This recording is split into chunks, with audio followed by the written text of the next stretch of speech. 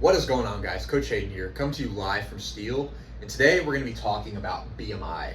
So this is definitely a small subject within the broader category of weight, the scale, which we've actually done a recent email series on, so you can definitely go check that out or ask us about being included in that. But today we're going to focus on BMI specifically. That's because it's really popular to determine body weight, and you'll probably hear about it at some point either from us or from the internet if you do a Google search or any conversation about what your weight should be. First, before we get into any implications from BMI, we need to define what exactly it is. And it's actually a simple formula between your weight in kilograms and your height in meters squared. So let's say you weigh 150 pounds, that's right around 68 kilos. And if you're 5 foot 8 inches, that's right around 1 3/4 of a meter, 1.72 in this case. So we can just plug and chug in the formula. You have 68 kilos over 1.72 meters squared. We just square that number, and that will give you a number right around 23 or 22.98. But in any case, just to round it out, 23. So now that we have our number, how does that apply to the BMI range, or what is considered good or not so good? Well, if you're using BMI, healthy, I put that in scare quotes for a reason, which we'll get into in a minute, is anywhere from 18.5 to 24.5. And overweight is anything at or above 25. So if your BMI is 23, you're right somewhere in the middle of that healthy range, so you're doing good. But let's say that you're not there. How do you interpret that? Or one better question might be is, how do you know that the BMI rating that you've been given is accurate? Does it really mean that, are you actually overweight? Should you actually be thinking about weight loss? Or are there other things going on? While BMI is definitely a decent tool, it isn't perfect by any stretch of the imagination, and there are other things that we need to consider in light of that. And that's going to be our third action item here, which is sensitivity and specificity. Now that might sound really complicated, but this is a consideration for any measurement tool. So just to go over these terms briefly, sensitivity is the ability of a test to detect people who rightfully qualify. So if we take this example that we're talking about today, so let's say you have a group of people that are within a rightful category of being overweight in some sense. BMI, ideally what we want is for all of those people to be identified correctly and for not anybody else to be included in that group. So you don't want any false positives. You only want the ones that should belong in that identification. So that's sensitivity. Specificity, on the other hand, is the ability for a test to exclude all people who don't qualify. So you don't want people being identified as overweight or needing to lose body fat if their body fat levels are just fine. You don't want the test to be catching those people. So that's what we want with any type of measurement. And we're going to apply that with BMI today.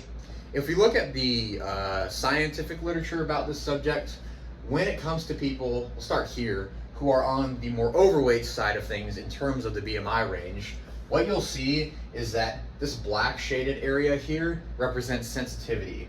And you'll see that the BMI scale is actually pretty good at catching people who rightfully qualify as overweight.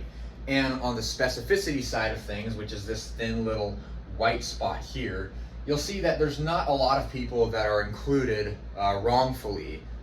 So that's a pretty good thing if you're in this range. However, if you're in the healthy side of the BMI range from 18.5 to 24.5, the sensitivity isn't as good. It's nearly as good, but not as good for this range. But what becomes more of a problem is that the specificity is not as good by any stretch of the imagination. So there are a lot of people included as being overweight that shouldn't be there. So how do we rectify this difference? How do we account for this? Well, one thing that we can do, and which is exactly what we do here at Steel, is waist circumference. This is going to be something that keeps a BMI measurement in check. So let's say, just to talk about some basic ranges, for men, and there's some racial adjustments for this, but most men should keep a waist circumference of 37 inches or below. This is a general cutoff for cardiovascular disease, all-cause mortality, early death, any of those things that would otherwise be related to carrying too much body fat. So if you have a waist measurement of 37 inches or lower, then you don't have any added risk.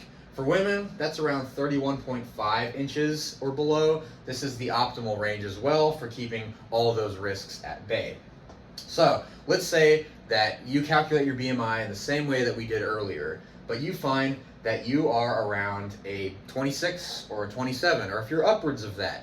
But then if we take a waist measurement and we see that you're right around the healthy range or even within the healthy range, then the BMI isn't telling you a lot that the waist measurement can't confirm to you, to where the BMI is probably not identifying you as overweight correctly. That's why we pair it with the waist circumference. So this is just a general flyover of BMI. It has a lot of utility, as we talked about before, with who it identifies, but it has a lot of margins of error, and that's why we use something like waist circumference. And just to close out the subject, as far as the ranges and what's qualified as healthy or overweight, that can seem pretty overwhelming, especially if you're starting your weight loss journey. But with all of this in mind, you need to remember that progress is always the goal. You don't need to get within these ranges in a week. Like, that's just not how progress works. If you have a lot of road that you want to cover as far as weight loss, then it's those small changes that get you towards that ultimate goal that you're seeking. That's what matters. So we talked about a lot of information, some of the formulas and how the testing works, but just keep all this in mind. But as your general goal, you need to remember to be kind to yourself. And if progress is slow, that's okay. You are a human being. This is part of life. But BMI can be a helpful way to gauge your progress and give you a good trajectory about where you want to go with your weight. Thanks for tuning in. We'll see you next time.